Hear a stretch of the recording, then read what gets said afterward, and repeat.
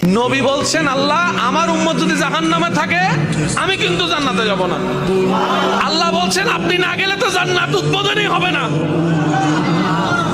এবারে মামলা কি দাঁড়ালো?